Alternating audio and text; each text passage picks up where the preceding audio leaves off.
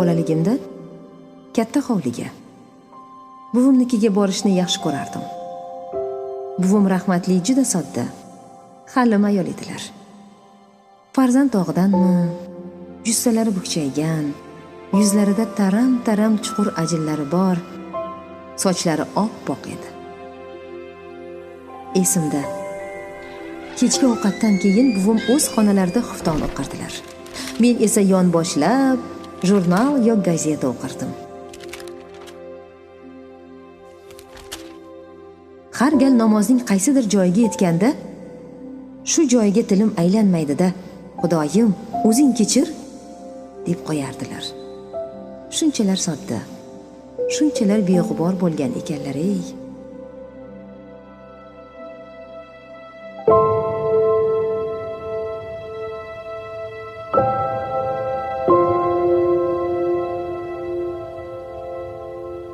Keyin esa yonma-yon joy solib yotardik.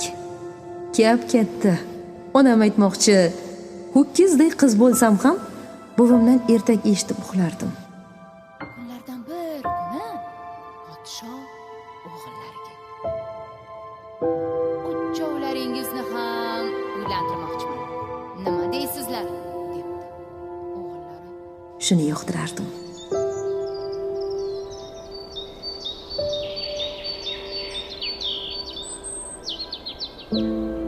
Tongda onamning ertalab vaqtga qayt, uyda ish ko'p deb qayta tayinlab jo'natganlari esimdan chiqib qolardi-da, yana cho'kkalab gazeta o'qirdim. Buginam, tur, keta qol uyingga.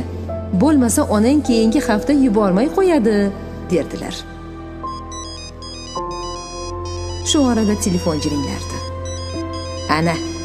Ana Gulsaraxon telefon qilyapti.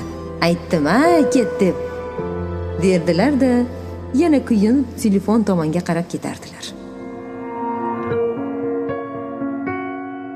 Qo'msayman o'sha olis bolaligimni, biroq yo'l kechib buvimnikiga borganimni. Erta pishar o'riklarni rahmatli buvim o'zi yemay nevaralariga ilinib, terib qo'yishlarini, qaltiroq qo'llari bilan tizzasiga qo'ygan boshimni silashlarini sog'inaman. Hayot bir jo'shqin daryo misoli oqib o'tayotganini o'ylab shoshilaman. Go'yo yashashga to'ymayotgandek his qilaman o'zimni. Balki sizda ham shundaydir. Bolalikni eslab yuraklaringiz entikadimi? Sog'inasizmi u kunlarni? Sog'indim onajon, osmondagi sepo'yosh hamisha bo'lsin yondosh bolaligim. Balki ajoyib